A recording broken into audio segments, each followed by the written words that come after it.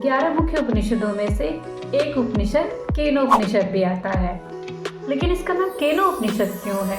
ऐसा इसलिए है कि इसके पहले खंड के पहले ही श्लोक में केन शब्द आया हुआ है। ओम केनेशितम वदति प्रेषितम मनः केन प्राणः प्रथमः प्रतियोक्त। और यह केनोपनिषद सामवेद का एक भाग है।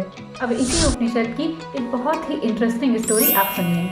एक बार देवताओं और असुरों में लड़ाई हुई। उस लड़ाई में देवताओं की विजय हो जाती है। इसकी वजह से देवताओं में अहंकार का भाव आ जाता है।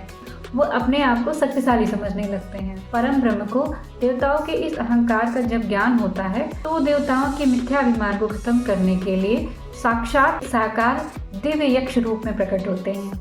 सभी देवता एकदम से आश्चर्यचकित हो जाते हैं और अग्नि देवता से कहते हैं कि आप तो परम तेजस्वी हैं, जाकर के पता लगाइए कि इस दिव्य रूप में कौन प्रकट हो गया है। अग्नि देवता सोचते हैं कि इसमें कौन सी बड़ी बात है, मैं अभी जाकर के पता लगाता हूँ। यक्ष रूप में परमेश्वर अग्नि देवता से पूछते हैं कि आप कौन हैं। अग्नि देवता ने सोचा कि मेरे स्वरूप को तो सभी पहचानते हैं, इन्होंने मुझे क्यों नहीं जाना कि मैं ही अग्नि देवता हूँ, जो कुछ चाहूँ वो भस्म कर सकता हूँ। परमेश्वर कहते हैं, अरे वाह, ये तो बहुत अच्छी बात है। आप जरा सा इस छोटे से तिनके को जला करके अपनी शक्ति को मुझे दिखाइए।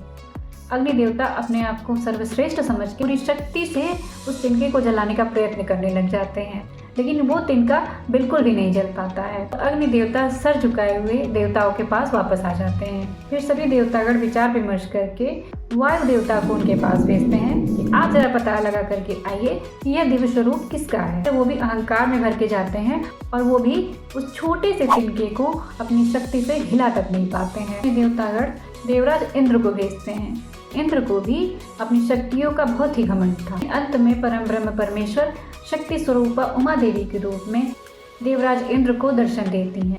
इंद्र देवता के प्रश्न करने पे वो बताती हैं कि जिस यक्ष को तुम देख रहे थे और जो अंतर्ध्यान हो गए वही साक्षात परम ब्रह्म परमेश्वर हैं।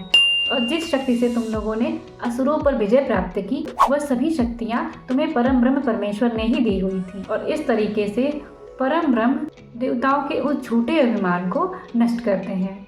परमेश्वर के साक्षात दर्शन के कारण ये तीनों देवता प्रमुख माने जाते हैं। ढेर सारा धन पा करके, ढेर सारी प्रतिष्ठा पा करके, किसी ऊंचे पद को प्राप्त करने के बाद अहंकार का भाव आ जाता है। हमें अपने मन में सदैव यह भाव रखना चाहिए, कुछ भी हमें दिख रहा है यह सब कुछ परम ब्रह्म द्वारा ही दिया गया है और उसके द्वारा ही संचालित किया जा रहा है। इसी ज्ञान को यदि आध्यात्मिक दृष्टि से देखा जाए, जब तक यह मिथ्या अभिमान हमारे भीतर रहेगा, किसी भी तरीके से अपनी आध्यात्मिक यात्रा में आगे नहीं बढ़ सकते। उपनिषदों की पूरी सीरीज को आप देखना चाहते हैं तो मेरे चैनल को सब्सक्राइब कर सकते हैं।